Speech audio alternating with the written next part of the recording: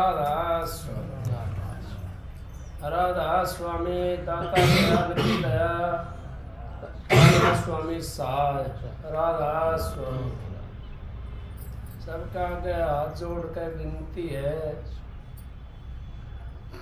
जितनी देर वाणी हो सत्संग हो उतनी देर आप शांति से सुनते रहे। परम संत हजूर तारा सिंह जी महाराज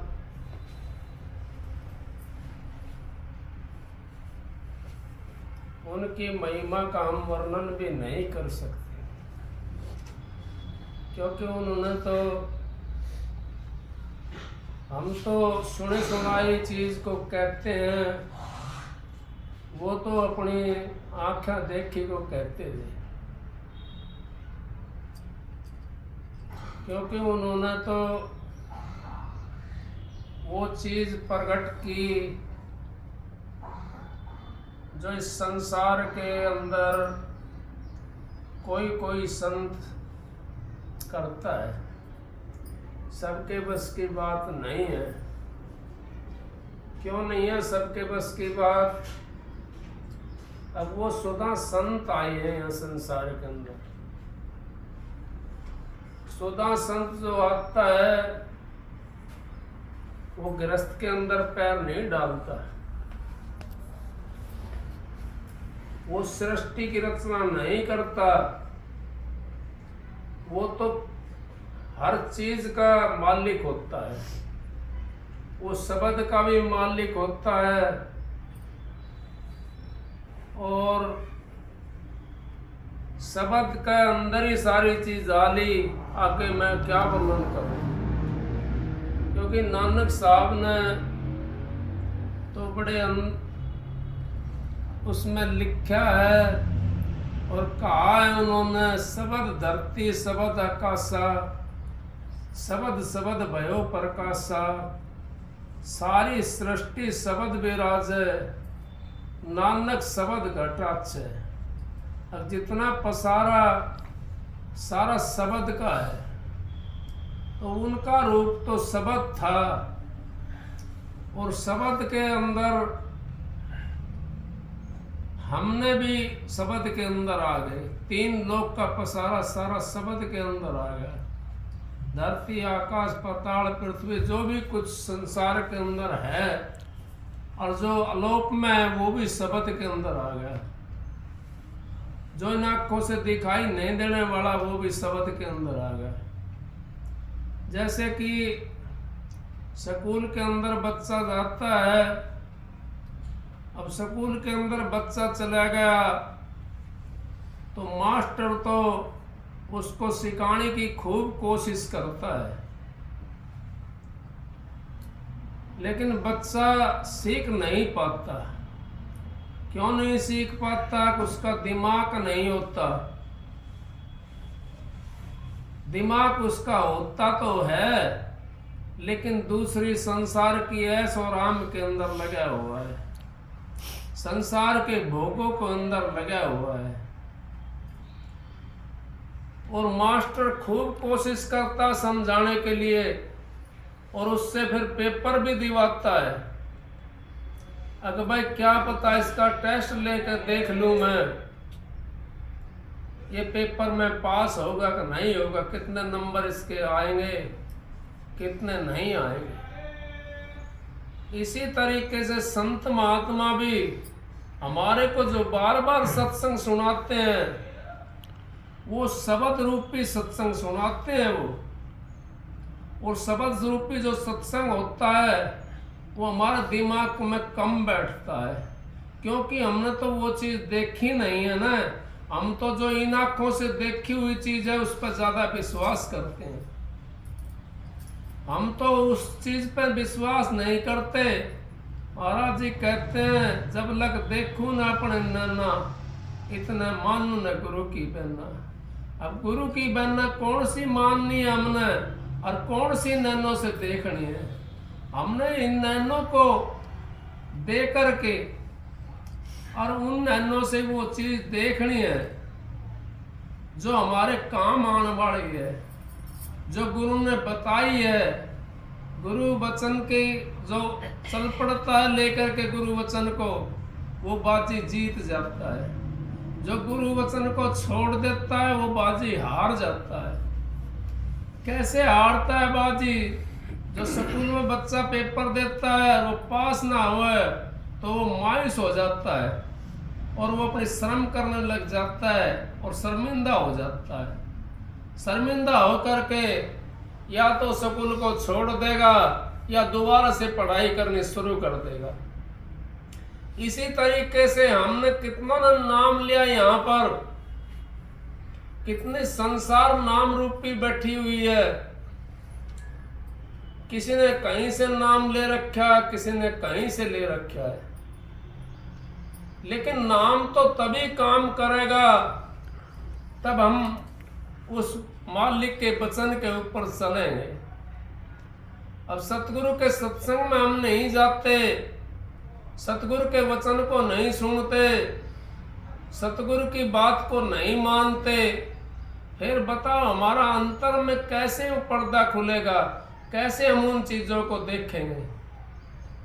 जैसे बच्चा यूं कहे अक भाई मेरे तो समझ में नहीं आ रहा, उसको दोबारा सतगुरु बताता है। इसी करके संत सतगुरु जो होते हैं वो बार बार सत्संग करते रहते हैं, वो सत्संग करते रहते हैं। वो सत्संग से जीव चेतता भी है, लेकिन संत सतगुरु और मास्टर जी घर में पढ़ाने के लिए तो नहीं आता। क्यों नहीं आता पढ़ाने लिए घर के अंदर? अब घर के अंदर वो क्लास नहीं है, घर के अंदर तो दूसरी चीज लगी हुई है। वहां पे घर के अंदर तो वो ऐसी चीज लगी हुई है जिससे हमारा जामन मरण खत्म नहीं हो सकता। लेकिन फिर भी हम घर के अंदर रहकर संतों ने कह दिया है घर में रहो कमा के खाओ, पर तिरिया पर धन से ने ना लगाओ। अब घर में रहो और अपना कमा करके खाओ, फिर भी आपका गुजारा हो जाएगा। क्योंकि संत महात्माओं की जो मेहर और दया से जो काम चलता है, उससे हम इस संसार के अंदर अपना काम बना लेते हैं। इस संसार का भी हमारा काम बन जाता है और हमारा काम उस संसार का भी बन जाता है। उस अगम लोक का भी काम हमारा बन जाता है और राधा स्वामी धाम का भी हमारा काम बन जाता है। राधा स्वामी धाम के अंदर जब हमारी सूरत पहुंच गई तो फिर हमारा क्या काम बाकी रहेगा? कुछ भी काम हमारा बाकी नहीं रहा। महाराज जी कहते हैं नाम लिया जिन्हें सब किया, योग यज्ञ आचार तीर्थ व्रत परशुराम सभी नाम की लार। जिसने नाम ले लिया और जो किताब को पढ़ता है, वो मालिक का ध्यान करता है, वो हमारी किताब है। उस किताब के अंदर अगर हम रोज उठाकर देखेंगे तो कदे न कदे मालिक की मेहर होगी और हम पास भी हो जाएंगे, हमारे को नंबर भी अच्छे मिलने शुरू हो जाएंगे। क्योंकि हम उस किताब की तरफ तो जाते नहीं, हमने तो दूसरी किताबें खोल रखी हैं। किसी ने किसी चीज की किताब खोल रखी है, किसी ने किसी चीज की किताब खोल रखी है, किसी ने तो काम की किताब खोल रखी है, किसी ने मोह की किताब खोल रखी है, किसी ने लोभ की किताब खोल रखी है, किसी ने अहंकार की किताब खोल रखी है। अहंकार बस हम अपने घर के अंदर सत्संग होता है उसको भी नहीं सुन सकते।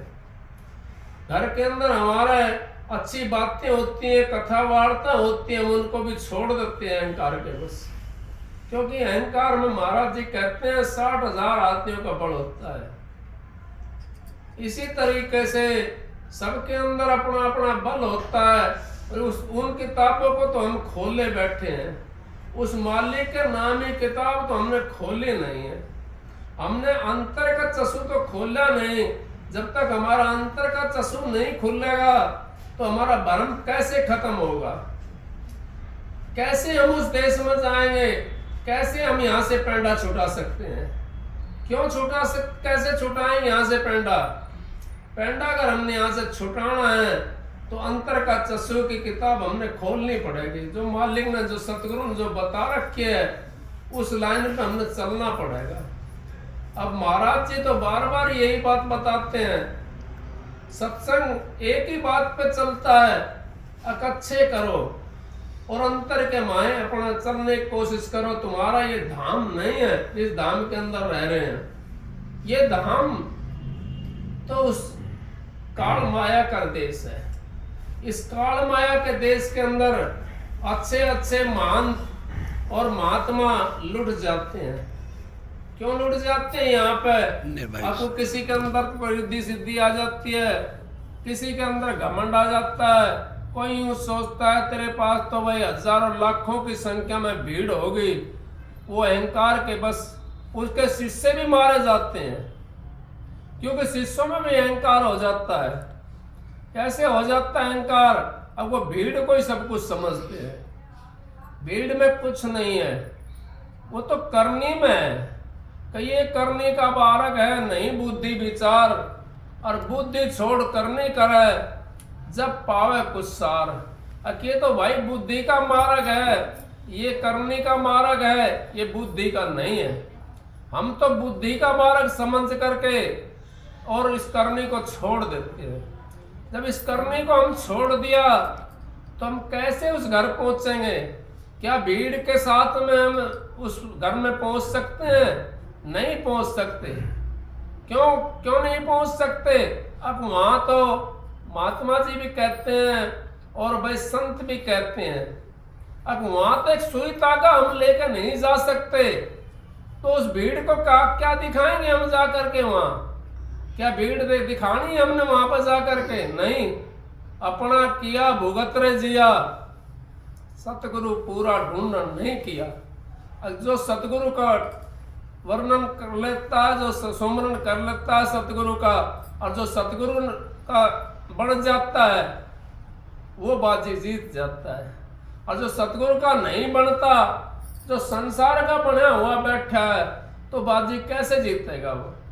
बाजी हमने जीतनी, हम तो शर्म के मारी, और भी ये नहीं है रास्ते में कोई मिलता ना उसका राधा स्वामी भी नहीं करते।